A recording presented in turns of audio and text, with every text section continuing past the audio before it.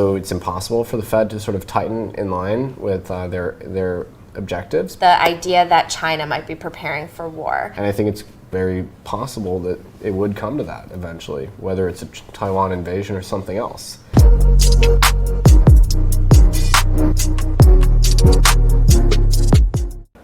Well, what are your thoughts on what's happening right now with the Fed trying to tighten and liquidity being withdrawn from the entire system? And, many Bitcoiners in the space, Jeff Booth, who I talked to today, Lynn Alden, they think that they're going to keep tightening until something in the system breaks, essentially. Yeah. And then the conclusion is they always print, right? But how do you see this playing out? Yeah, it's fascinating to see like some of the most dovish members of the Fed turn into MAGA hawks, overnight. Because they completely missed their mandate on inflation. So Luke Gromen likes to say the Fed has a shadow third mandate, which is to keep the Treasury market functioning. And I agree with that. So it's not just inflation and unemployment, which they've obviously failed to uphold those mandates, but there's a third mandate which actually takes precedence, which is making sure the market for government debt works. And you see stress emerging there already. I think, as liquidity continues to tighten, like something breaks is basically like the government debt market starts to fail. That would be the thing that breaks. They're sort of okay with stocks selling off, That was actually an objective. They wanted to do the reverse wealth effect, aka just destroy people's wealth so they would spend less. That's what the reverse wealth effect means, but they always have to do these euphemisms. They can't say what they're actually doing because it's kind of horrifying, right? Like, make asset prices go down so people are poor and so they spend less on stuff to get inflation down. I think I agree. I'm inclined to agree. And I think, also it's impossible for the Fed to sort of tighten in line with their objectives because if they keep hiking rates, then the government is going to default, right? It's probably in the 3% range where the government starts to have difficulty servicing its debt. And, not to say anything of the highly levered corporate sector. Well, you see tons of bankruptcies too. So the question is like, do we just keep pushing and we go to sort of like full austerity and default, or do we go for the inflationary exit valve? I think everybody knows it's the latter. Right.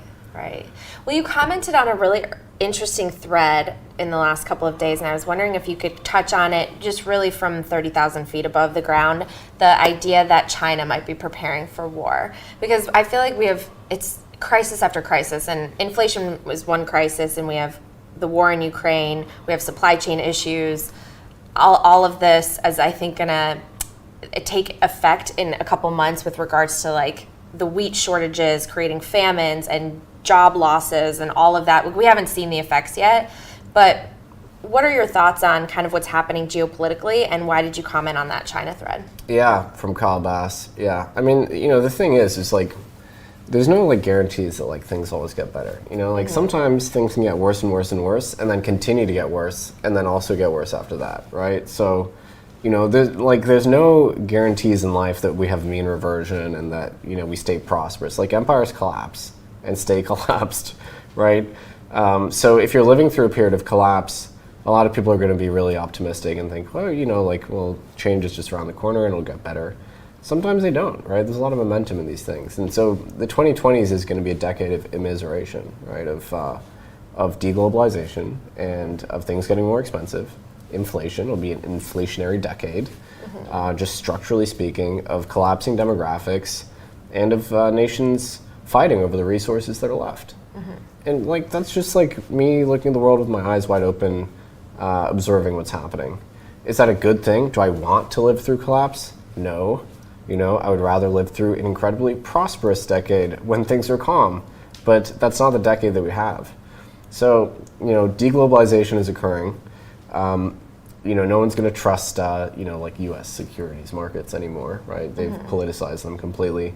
China, is a rising superpower, and they perceive that the U.S. is withdrawing from the international sphere, which is correct. With the exception of funding sort of like a proxy war in Ukraine, like the U.S. is structurally withdrawing, and China will see that opportunity. Now, I don't know if they'll invade Taiwan or anything like that. The point of that thread was to say any nation out there that's not an explicit ally of the U.S. is going to start to question the ability to save by acquiring U.S. assets, right? So they're going to start to doubt the quality of American equities and fixed income, just general securities markets, as a piggy bank. And we demonstrated this obviously with Russia in February, where the central bank reserves are the aggregate savings, accumulated savings of the nation. So we confiscated that, and we actually expropriated it. We'll probably put it to use somewhere else. And then we started seizing yachts of oligarchs. There wasn't a lot of process around this. It wasn't like there was like a legal process or anything. It was just sort of done on an ad hoc basis.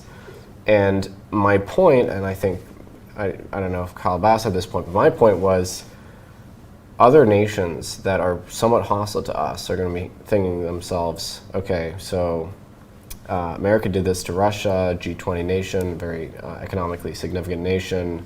What if we offend them in some way? And a lot of people would say, well, like, don't invade your neighbor. But that rules out every country ever, right? Everyone invades their neighbor or has done at some point, right?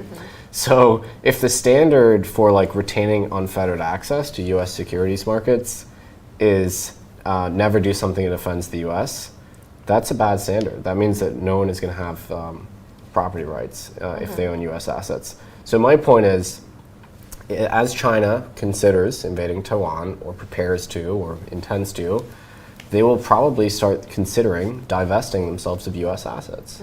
They own $1 trillion in treasuries. There's estimates that they own tens of trillions of dollars of U.S. equities, right? Because they have this trade surplus with America. Right. They used to redeploy it into treasuries. Now they redeploy it into hard assets. Right. But generally dollar-denominated assets. And so it's various portions of our actual like capital base and like our corporate public equity, that are owned by China in some way. And obviously, like, Saudi Arabia is kind of in the same boat, right? So the question is, what if they start to think to themselves, okay, is the U.S. going to sanction us, right? And I think it's very possible that it would come to that eventually, whether it's a Taiwan invasion or something else. And so, for the first time, I think the credibility of the dollar system with the treasuries being the ultimate store value asset is in question, and rightfully so. I mean, the U.S. has given us cause to question these things. And so my sort of prediction or guess is that we're going to see a continued outflow from both treasuries, but also just U.S. securities markets as a consequence of this. And sort of that'll be like a structural thing, whereas there was a structural inflow where the Americans bought things from abroad, they imported products and goods and services. The people selling us those things took the dollars and redeployed them into treasuries or other securities. That is, we're going to have deglobalization now. We're going to buy fewer things from abroad, and they're going to buy less of our financial assets. So that's the point, is like, be concerned, I guess. Well, so I'm going to tap into your debate skills, the arguing for and against something. So in this inflationary decade of deglobalization, what's the bullish and bearish case for Bitcoin?